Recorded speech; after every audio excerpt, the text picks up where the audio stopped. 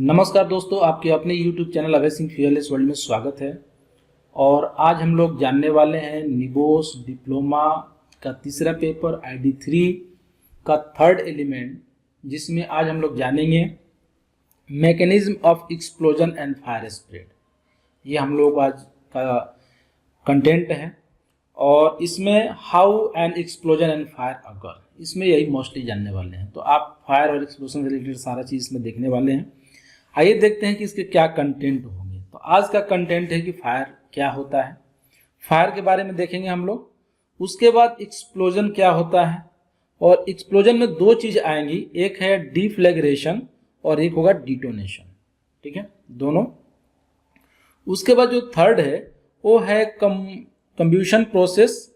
और कंब्यूशन प्रोसेस जब बात करेंगे तो दो तरह का कंब्यूशन प्रोसेस होगा, एक जो है कंप्लीट कंब्यूशन होगा और एक इनकम्प्लीट कंबशन होगा। ठीक है, कंबशन जो है दो तरह के हो जाएंगे, कंप्लीट और इनकम्प्लीट।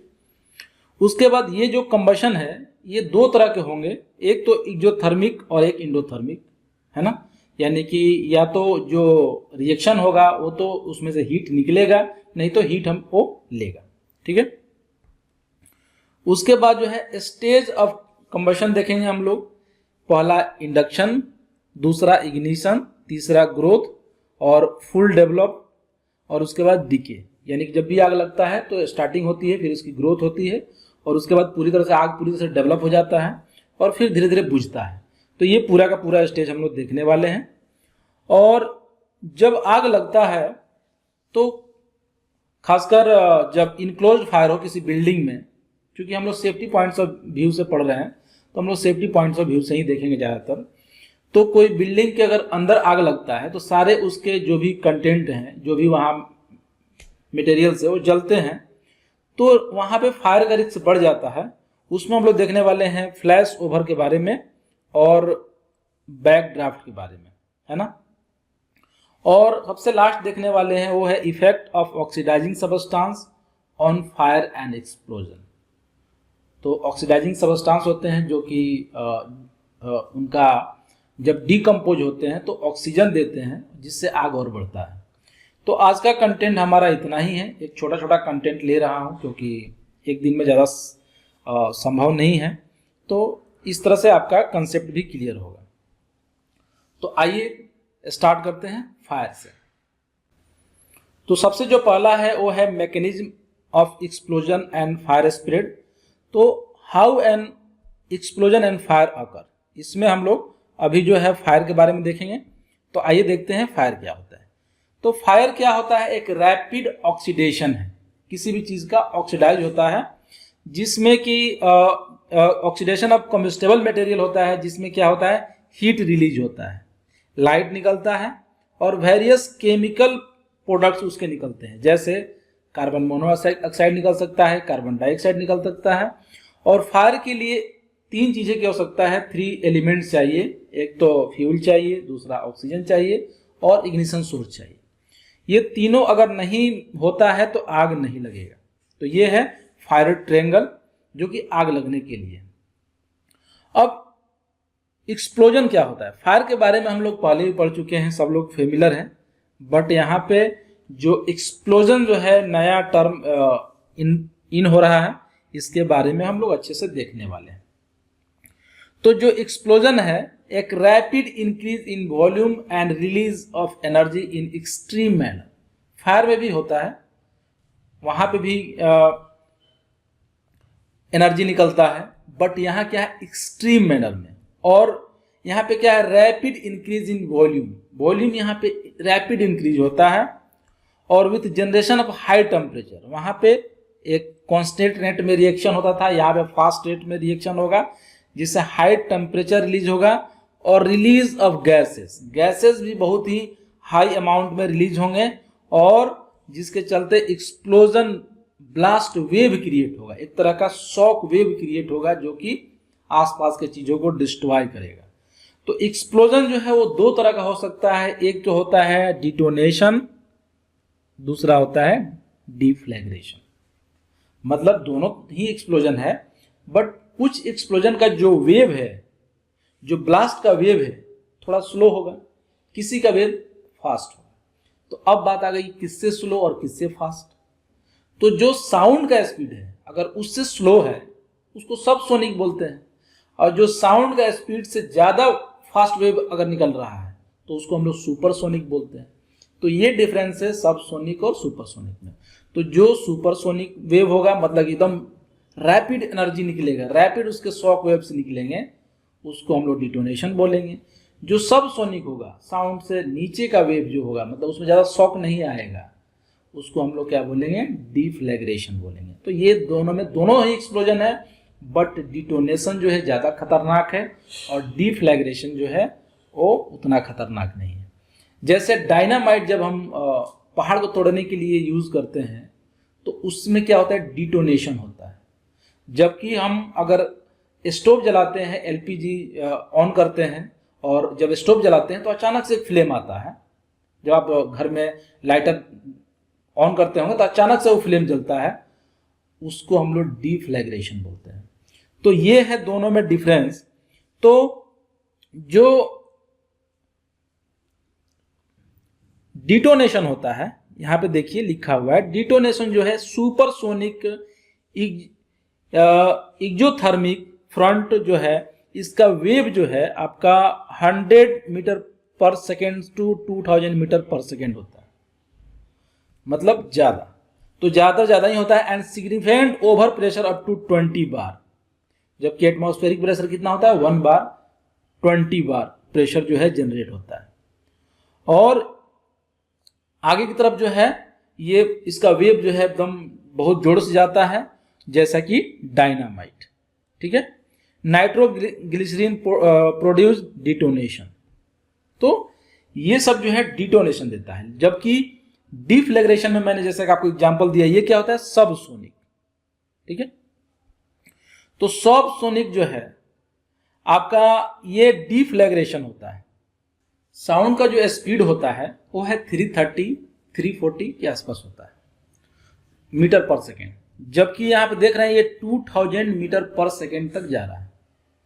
यानी कि उसके जब बाद का जो वेव है जो उतने फास्ट रिलीज होंगे वो क्या हो गए, सुपरसोनिक। तो ये है, और डिफ्लैग्रेशन का जो है 330 340 से बिलो ही रहता है। ठीक है, आप गूगल सर्च मारेंगे 343 मीटर पर सेकेंड साउंड का वेव का स्पीड दिखा रहा है वहां पे, तो उसके नीचे और ऊपर हम लोग कंपेयर कर सकते हैं। उसके बाद जो है ये डिफ्लैग्रेशन का, जैसे मैं आपको एग्जांपल बताया कि जो इंटरनल कम्बशन इंजन जो हमारे डीजल पेट्रोल इंजन जो होते हैं इंटरनल कम्बशन, उसमें डिफ्लैग्रेशन होता है। और जो हम लोग लाइटिंग गैस स्टोव को जो हम जलाते हैं और अचानक से जो आग लगता है, देखे होंगे, वो डिफ्लैग्रेशन का एग्जाम्पल है। मैं इसमें एक वीडियो भी अटैच करूंगा आपके समझने के लिए।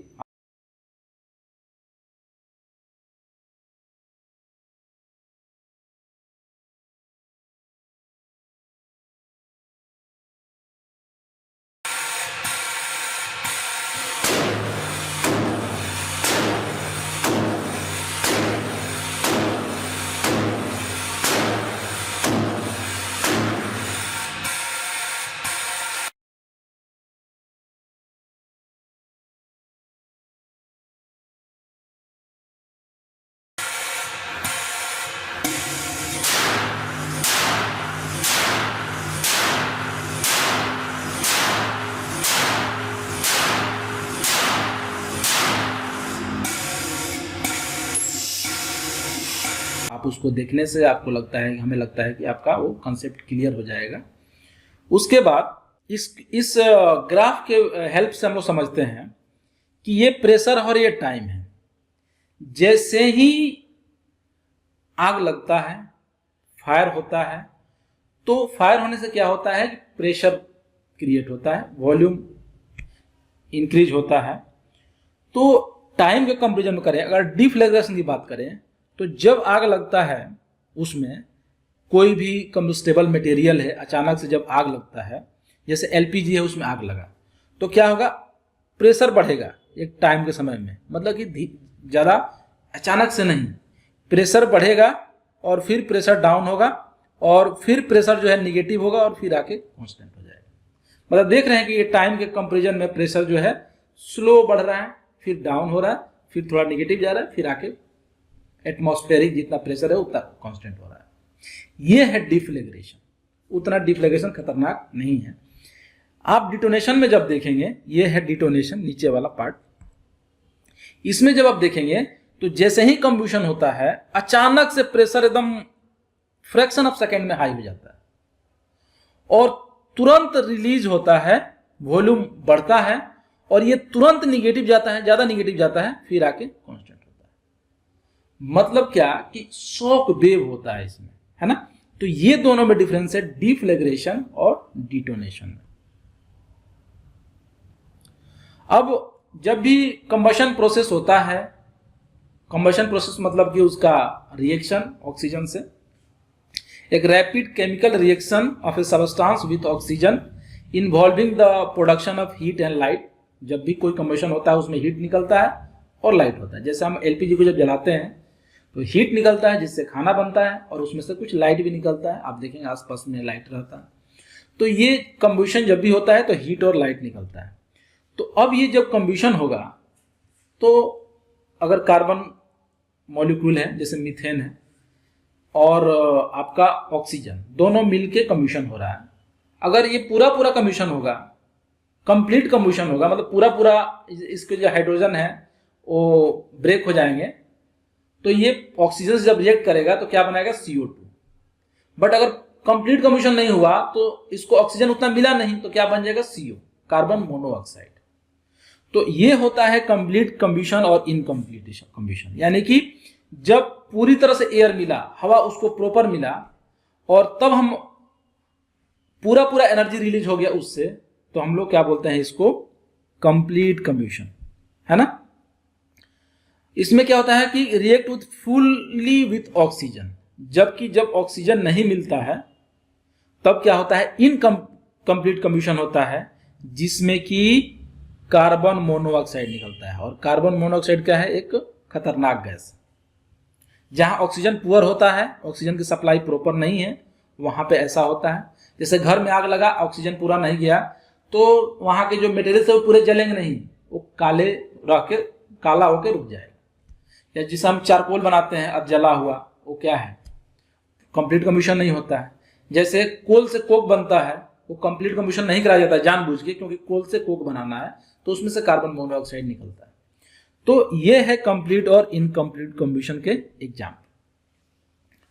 तो अब जो है ये जो रिएक्शन जो हुआ कंबशन वाला, उस दो तरह का रिएक्शन होगा। एक होगा एक्सोथर्मिक और एक होगा इंडोथर्मिक। एक्सो से आप अर्थ लगा सकते हैं, एक्सो मतलब ये एग्जॉस्ट होगा, मतलब बाहर निकलेगा। मतलब क्या, इसमें हीट बाहर निकलेगा। ऐसा रिएक्शन जिसमें रिएक्शन होने पे हीट बाहर निकलता है, जैसे हम एलपीजी को जब जलाते हैं तो क्या होता है, हीट निकलता है, तो इसको बोलते हैं एक्सोथर्मिक रिएक्शन।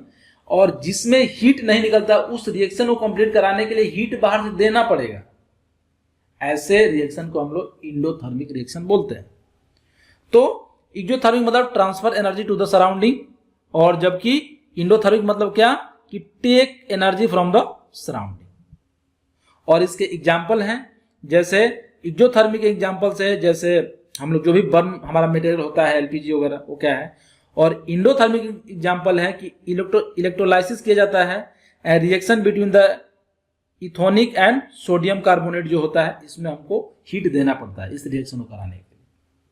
हमें केमिकल ज़्यादा नहीं पढ़ना है, बट हमारा basic concept safety point of view से होना है, ताकि आगे जो है हम लोग सारे चीज़ों को समझ पाएंगे। एक ब्लास्ट को कैसे रोकें, कब खतरनाक है, आग बुझाने के टाइम में क्या क्या प्रॉब्लम हो सकता है, तो वो सारी चीज़ों के बारे में हम लोग देखेंगे।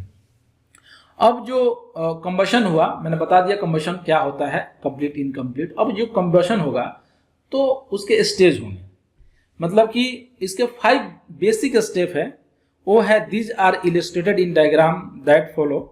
तो आइए इसका डायग्राम देखते हैं। तो हम लोगों ने इसके इसी चैप्टर में, इसी एलिमेंट में कुछ बेसिक चीज़ें पढ़ा था कि कोई भी चीज़ जब जलेगा उसका इग्निशन जो, मतलब कि उसको मिनिमम एनर्जी चाहिए, मतलब इग्निशन टेम्परेचर पहुंचने के लिए। कुछ चीज़ें सेल्फ इग्निशन हो जाता है एक सर्टेन टेम्परेचर पे। तो अगर हमको सपोज मान लीजिए एक लकड़ी को जलाना है, तो पहले हम डालने के साथ नहीं जलता है, पहले उसको हीट करना पड़ेगा, धीरे धीरे हीट होगा। हीट होने के बाद जब उसका इग्निशन टेम्परेचर पहुंच जाएगा तब जाके उसमें आग लगेगा। और जब वो आग लगेगा, तुरंत आग नहीं लगेगा, उसमें इंडक्शन होगा, फिर धीरे धीरे उसमें आग बढ़ेगा और एक समय लकड़ी पूरे अपने मतलब कि पूरी अच्छे से जलेगा, है ना। उसके बाद क्या होगा, लकड़ी धीरे धीरे बुझना स्टार्ट होगा। ठीक है, तो ये क्या है, इसका स्टेज है। तो कोई भी चीज जलने के लिए सबसे पहले उसको इग्निशन टेम्परेचर मिलना है, मतलब उतना हीट होना है। हीट होने के बाद वो धीरे धीरे इंडक्शन होगा, मतलब कि उसको धीरे धीरे आग बढ़ेगा, फिर आग जो है वो ग्रोथ होगा और वो आग पूरी तरह से डेवलप हो जाएगा और फिर धीरे धीरे आग बुझेगा। ठीक है, तो ये है टेम्परेचर और ये है टाइम। तो आप देख रहे हैं कि बुझेगा भी, धीरे धीरे बुझेगा और बुझने में टाइम लगेगा। तो ये है टेम्परेचर और टाइम का ग्राफ। तो टोटल इसके 5 स्टेज हो गए। तो इंडक्शन में क्या होता है, जब हम इग्निशन कराते हैं, तो इंडक्शन होता है, मतलब कोई अगर कम्बशन लिक्विड है तो क्या होगा, वेपर जनरेट करेगा, या कोई सॉलिड है तो क्या होगा, वो हीट अप होगा, जिसको हम लोग स्मोल्डरिंग बोलते हैं, मतलब सुलगना, है ना, धीरे धीरे सुलगेगा, आगे स्टार्ट होगा। तो ऐसे चीज को हम लोग क्या बोलते हैं, इंडक्शन। और this can be slow process where the buildup of ignition may take some time. इसमें समय लगता है जब सुलगता है। तो अब जाके क्या होता है, इग्निशन स्टार्ट होता है। इग्निशन क्या होता है कि the chemical reaction is initiated, यहां थोड़ा सा उल्टा हो गया है। तो chemical reaction is initiated the point at which visible flame may be seen. जब विजिबल फ्लेम आता है तो इसको इग्निशन बोलते हैं। And the reaction become self sustaining and the temperature start to rapidly increasing. ठीक है, टेम्परेचर जो है बढ़ने लगता है। और ग्रोथ में क्या होता है कि initial flame heat source, the fire begins to spread, direct contact, conduction, convection यहाँ पे स्टार्ट होता है। जैसे अगर एक पॉइंट में आग लगा तो यहाँ पे क्या होगा, अगले जगह जलाने के लिए उसको हीट देना पड़ेगा और तभी ही ये कंडक्शन होगा, कन्वेक्शन होगा, रेडिएशन होगा, अगला पार्ट हीट होता जाएगा, आग बढ़ते जाएगा। यानी जो स्प्रेड होता है यही इसको ग्रोथ बोलते हैं। और ग्रोथ जो है आपको कंडक्शन, कन्वेक्शन, रेडिएशन और डायरेक्ट जो है, इसके 4 तरीके हैं ग्रोथ के, आप लोग पहले पढ़े हुए हैं। और फुल डेवलप क्या होता है कि when growth stage has reached its maximum all combustible material have been ignited and fire is considered fully developed. पूरा का पूरा मटेरियल जो है अब बढ़ता नहीं है, ग्रोथ नहीं होता, पूरा पूरा मटेरियल एक बार आग पकड़ लेता है और जलना स्टार्ट होता है। उसके बाद डीके में क्या होता है कि जब लंबे समय तक कोई ये आग लगा रहता है, जब जलता है तो धीरे धीरे वो कार्बन कंटेंट, जो भी वो कंबस्टिबल मटेरियल का जो कंटेंट है वो धीरे धीरे कम होता जाएगा और आग धीरे धीरे उसकी जो हीट है, टेम्परेचर जो है धीरे धीरे कम होता जाएगा। और ये जो है a common danger at this stage is the danger of back draft. और आगे बैक ड्राफ्ट के बारे में हम लोग जानने वाले हैं, ये क्या होता है। और occur when oxygen is reintroduce to volatile confined space. तो जब हम आग की बात करते हैं तो 2 चीज की बात हमें करना जरूरी है। एक होता है फ्लैश ओवर और दूसरा है बैक ड्राफ्ट। तो फ्लैश ओवर और बैक ड्राफ्ट में क्या अंतर है, ठीक है। तो फ्लैश ओवर क्या होता है कि जब किसी घर में आग लगता है तो एक जगह आग लगा तो हर चीजों को वो क्या करेगा, हीट करेगा। जैसे यहाँ आग लगा तो स्प्रेड होगा, ऊपर का सीलिंग हीट करेगा, विंडो को सारे को हीट करेगा, जितने इसमें मटेरियल है सारे में हीट होगा और अचानक से पूरे घर में एक साथ आग पकड़ लेगा। इसको बोलते हैं फ्लैश ओवर। तो फ्लैश ओवर में क्या होता है कि a sudden involvement of room और an area in a flame from floor to ceiling caused by thermal radiation feedback. अचानक से पूरा का पूरा एक बार में हीट हो जाएगा, पूरा रूम, ये क्लोज रूम की बात हो रही है, पूरा का पूरा रूम के कंटेंट हीट हो जाएंगे, जितने मटेरियल है सारे हीट हो जाएंगे और अचानक से सब में आग पकड़ लेगा। तो ये होता है फ्लैश ओवर। और बैक ड्राफ्ट क्या होता है कि मान लेते हैं कि क्लोज है ना, और ये रूम क्लोज है, जैसे ही इसका विंडो अगर ओपन किया जाए तो फिर जो है इसमें चूंकि ऑक्सीजन की थोड़ी कमी हो गई, अब जैसे ही ये ऑक्सीजन मतलब बाहर का एयर अगर इंटर होगा अचानक से फिर आग पकड़ेगा। तो इसको बोलते हैं बैक ड्राफ्ट। तो backdraft is a smoke explosion that occur when additional air is introduced into the surrounding fire and heated. और ये चीज हम लोग ये इसलिए पढ़ रहे हैं क्योंकि जब हम आग बुझाने जाते हैं और कोई रूम बंद रहता है, उसमें आग लगा हुआ है, तो जैसे ही वो खोला जाता है ना, तो फिर उनको मतलब कि इतना जोर से बैक ड्राफ्ट होता है कि फिर उनको प्रॉब्लम हो जाता है। इसीलिए किसी भी रूम को क्या कर दिया जाता है, बंद कर दिया जाता है, कन्फाइंड कर दिया जाता है ताकि आग बुझ जाए। लेकिन अचानक से अगर उसको आग मिले तो फिर वो आग फिर जो है आग फैल जाता है। तो अगर मैं बात करूं कि एक ग्राफ के माध्यम से, तो एक टेम्परेचर और टाइम है। तो जब आग लगता है तो धीरे धीरे क्या होता है, ग्रोथ स्टेज पे जाता है, और ग्रोथ स्टेज पे जाता है चारों हर एक बिल्डिंग के हर एक कंटेंट्स को हीट कर देता है, जो भी कम्बस्टिबल है चाहे नॉन कम्बस्टिबल सबको हीट कर देता है। और हीट करने से क्या होता है, फ्लैश ओवर होता है और पूरे घर में आग पकड़ लेता है एक साथ। तो एक साथ जब आग पकड़ लिया तो क्या होगा, ग्रोथ हो गया उसका, और ग्रोथ होने के बाद ये कम्बस्टिबल चलेगा, फुली डेवलप स्टेज में चलेगा। और फिर क्या होगा कि उसमें आग की कमी, मतलब कि उसमें ऑक्सीजन पूरी तरह से नहीं मिलेगा और धीरे धीरे वो डिक्लाइनिंग स्टेज की आता है। लेकिन फिर भी जैसे ही उसको एयर मिलेगा एडिशनली तो फिर से वो बर्न होगा। तो बैकड्राफ्ट क्या है, एक एयर ड्रिवन इवेंट है, ये एयर मिलने से होता है। और जबकि फ्लैश ओवर क्या है, एक टेम्परेचर ड्रिवन इवेंट है, ठीक है, यानी कि टेम्परेचर से चारों तरफ हीट हो जाता है और आग पकड़ता है। तो ये दोनों में अंतर है। अब जो है इसके बाद जो है the effect of automisation, particle size, oxygen content on the likelihood and severity of fire and explosion. तो आप जान लीजिए कि छोटे छोटे जितने पार्टिकल्स रहेंगे, जितनी छोटी छोटी चीजें हैं, एक मैं अगर एग्जांपल दूं, एक लकड़ी है पूरा बड़ा है, उसमें आग लगाइए जल्दी नहीं लगेगा। इसके अगर छोटे छोटे पार्टिकल्स हो जाए, मतलब इसको आप लकड़ी को मतलब एकदम महीन महीन तोड़ दीजिए, जैसा कि सौ होता है, जो सौ से काटने के बाद उसके जो भूसा बोलते हैं हस्क, उसमें आग लगाइए तो उसमें ज़्यादा आग लगेगा, जबकि एक लकड़ी में जल्दी से आग नहीं लगेगा। तो जितना सरफेस एरिया बढ़ेगा उतना आग लगेगा। सरफेस एरिया के साथ साथ उसमें ऑक्सीजन जब घुस जाएंगे तो क्या होगा, वो ऑक्सीजन और फ्यूल का रिएक्शन फास्ट होगा। तो आप देखे होंगे किसी भी पावर प्लांट में डायरेक्ट कोयला नहीं डालते हैं बॉयलर में, कोयले को पीस देते हैं और पीसने के बाद एयर के साथ उसको थ्रो करते हैं, उसमें स्प्रे करते हैं, और जब स्प्रे करते हैं उसमें आग ज़्यादा लगता है और कंप्लीट कंबशन होता है, और पूरा पूरा जो उसकी कैलोरीफिक वैल्यू है, पूरा पूरा जो हीट उसमें स्टोर है, वो जो है यूज होता है बॉयलर में, जिसके चलते इफिशिएंसी बढ़ती है और हम लोग पूरा पूरा यूज कर पाते हैं। तो जितना कंसंट जो उसकी साइज जो है छोटी रहे, उसकी लाइक्लीहुड आग लगने की और सिवियरिटी और ज़्यादा होता है। जैसे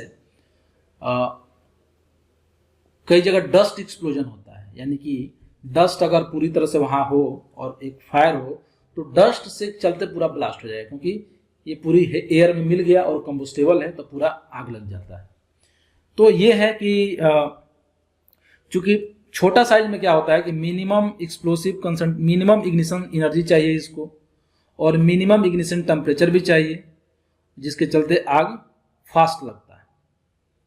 और ऑक्सीजन जितना ज़्यादा हो उतना अच्छे से कंब्यूसेबल होता है, उतना ज़्यादा सिवियरिटी और बढ़ता है। मतलब जो चीज़ जलने वाला नहीं भी है, अगर ऑक्सीजन प्रॉपर है वो भी चीज़ जलने लगता है। कोई भी केमिकल का कोई भी जो जलने वाला है, छोटा साइज हो तो उसका हर एक, जैसे कि उसकी auto ignition temperature, flash point पे असर पड़ता है।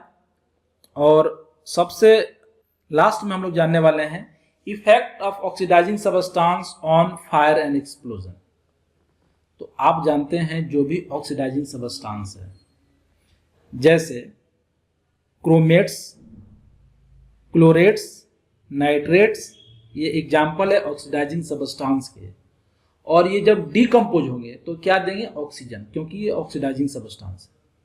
मतलब जब इनमें रिएक्शन होता है तो ऑक्सीजन क्या होता है, निकलता है।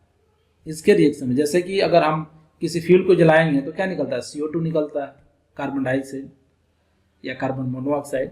जबकि इसको जब डिकम्पोज होता है तो इसमें से क्या निकलता है, ऑक्सीजन। इसीलिए इसको ऑक्सीडाइजिंग एजेंट बोलते हैं। तो ऑक्सीडाइजिंग एजेंट कहीं अगर रखा हो तो वहां पे कम्बशन फास्ट होगा, क्योंकि वो ऑक्सीडाइज होगा। तो oxidiser are substance that decompose readily to yield oxygen, oxygen निकलता है इनसे, और they can supply combustible substance with oxygen and support a fire. और ये चूंकि ऑक्सीजन निकलेगा तो फायर ट्रेंगल में फायर चाहिए, फायर ट्रेंगल के लिए ऑक्सीजन चाहिए फायर कम्बशन होने के लिए, फायर होने के लिए। तो ये वहां पे देता है, जिसके चलते फायर जो है स्पीडअप होता है, डेवलप होता है, और make it burn more intensely, और cause substance to burn rapidly that do not normally burn readily in the air. जो एयर में नहीं बर्न होता है वो ऑक्सीडाइजिंग रहेगा तो वहाँ ऑक्सीजन मिलेगा, और ऑक्सीजन में बर्न होता है। बॉयलर वगैरह में ना ऑक्सीजन फीड करते हैं, आप स्टील प्लांटों में चले जाएंगे तो वहाँ भी ऑक्सीजन फीड करते हैं उसकी इफिशियंसी बढ़ाने के लिए, क्योंकि जो चीज़ नहीं भी जलने वाला हो ऑक्सीजन देना उसमें आग पकड़ लेता है। उस जो नॉर्मल एयर में नहीं जलेगा वो ऑक्सीजन देने से वहाँ आग पकड़ लेता है। उसके बाद जो है cause combustible material to burn spontaneously without the presence of an ignition source such as spark और फ्लेम। जब ऑक्सीजन रहता है तो सेल्फ जो है उसमें आग पकड़ लेता है स्पॉन्टेनियसली, और जिसके चलते तो इसीलिए ऑक्सीडाइजिंग एजेंट जहाँ पे हो, ऑक्सीडाइजिंग सब्सटेंस जहाँ हो, थोड़ा सा वहाँ पे केयर करना है। कोई फ्लेमेबल मटेरियल और ऑक्सीडाइजिंग एजेंट को दोनों को साथ नहीं रखना है सेफ्टी पॉइंट ऑफ व्यू से। तो आज का इतना ही मैं कंटेंट था, और आई होप जो है मैंने सारा चीज़ आपको कंप्लीट किया था। तो आप जो है सारी चीज़ को समझ गए होंगे। अगर किस तरह का क्वेरी हो तो पूछिए और कमेंट करके, और आगे हम लोग बढ़ते जाएंगे। तो आई होप कि मैं आपको हेल्प कर रहा होगा ID3 को समझने में। तो ऐसे ही मैं पूरा एलिमेंट्स कंप्लीट करने की कोशिश करूँगा जितना भी समय मिलेगा। अगर हमारे लेक्चर से थोड़ा भी आपको बेनिफिट हुआ हो तो कमेंट करके ज़रूर बताइएगा, जिससे हमको मोटिवेशन मिलता है। थैंक्स फॉर वॉचिंग, मिलते हैं नेक्स्ट वीडियो में, तब तक के लिए धन्यवाद।